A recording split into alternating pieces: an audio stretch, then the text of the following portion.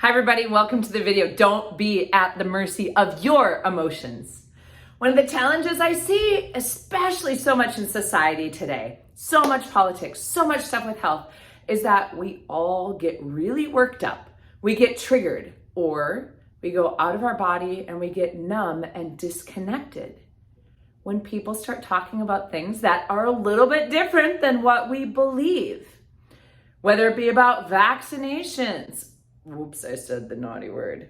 Whether it be about any sickness, illness, how people deal with it, whether it be political standards, no matter what it is, often what I'm seeing people do is they have one opinion, someone says something and boom, all of a sudden, emotionally, physically, everything changes. So for example, have you ever been frustrated or gotten angry with somebody that you've disagreed with?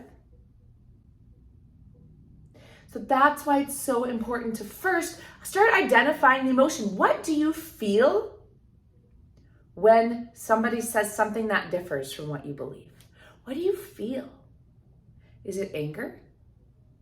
Is it frustration? Is it annoyance? Do you start judging? Like, oh, they're so stupid for thinking that. I cannot believe that. But notice that you're feeling it yourself, right? So you are reacting to whatever it is. So how do you change that? So imagine now, instead of having this intense emotional energy every time somebody says something or does something that isn't in alignment with your beliefs or your values, instead of getting all upset, worked up, stressed out, frustrated, and having it impact your whole day, you can come at it with a little more calm, clarity. And now you're not reacting intensely. You can be like, oh, that's really interesting that they believe that. That's not what I believe. Maybe you can even have a conversation with it about what they believe and why. You can learn something, or they can learn something, because you're calm and you're open. So what you need to do is not only identify the emotion that you're feeling, anger, frustration, whatever, but why. Because you will not be triggered and you will not get intense emotions if it's not resonating with something, quote unquote, negative inside of you. Right? So if, for example, if I feel like I'm part of group A and group B comes over and they're like, oh yeah, this is what we believe. And I'm like, well, I believe in group A. And you're like, no, this is not, right? Well, what is that doing? Why do I get angry at group B? Does it challenge my identity? Who I am? Does it challenge my financial security?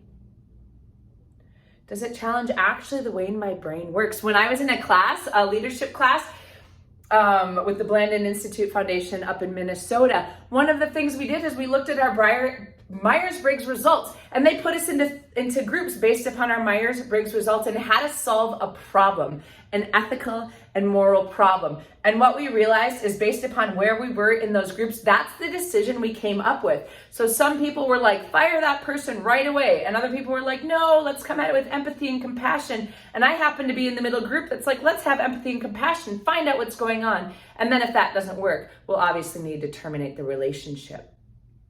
So there was a very small group of us right in the middle.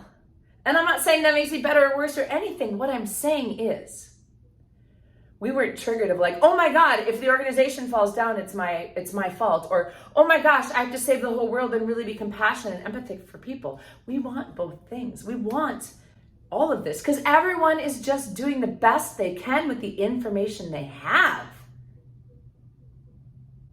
Do you believe that? Everybody's doing the best they can for their own health, their own safety, their own well-being, their own security. That's what the brain is trying to do. It's trying to keep us safe for ourselves. So if you understand that and start growing and identify, what is it that's really triggering me, that's really getting me emotionally worked up when someone says something different than me? Now you can choose how to react.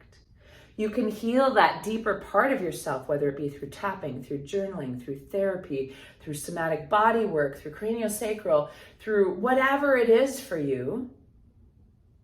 Meditation, yoga.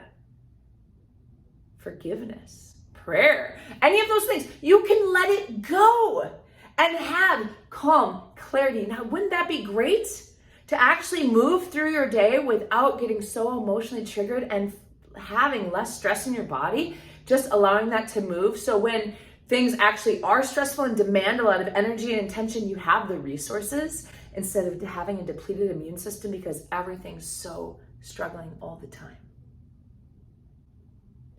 So if you want more tricks on how to really tune into what it is you're feeling and how to find that underneath, please subscribe to my channel, hit that bell.